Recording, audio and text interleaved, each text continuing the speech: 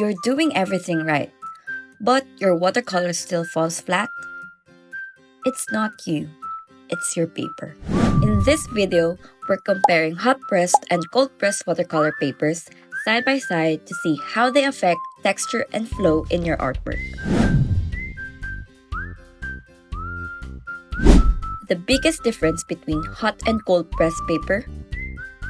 Texture. Cold press has a rough surface, while hot pressed is smooth like a sketchbook. We'll show how paint behaves differently on each because, yes, the paper can totally change your results. Cold pressed paper absorbs more water and gives you soft blends and granulation. It's perfect for dreamy skies or florals. Hot pressed paper, on the other hand, is ideal for details. It doesn't soak up pigment as much, so it's easier to leave and glaze.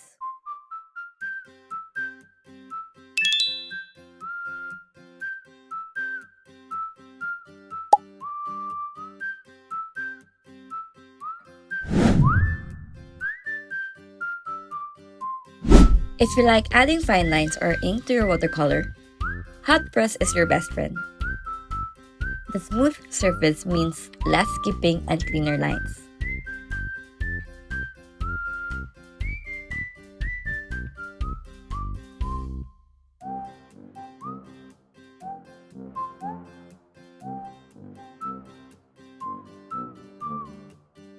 Cold press is more textured, so lines can look broken or fuzzy, but that can also add charm.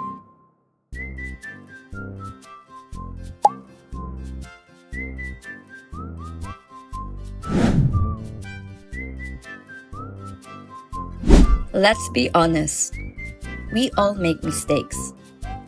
Hot press paper lets you lift paint easily with a clean brush or paper towel. Cold press is more absorbent, so it stains faster and can be harder to correct. But layering? Cold press wins. It can handle more paint and water without breaking down.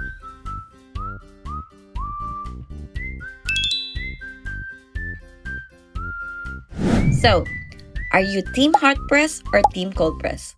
Drop your answer in the comments and tell us why. And if this video helped you finally figure out which paper is for you, give it a thumbs up and subscribe for more art tips. See you next time!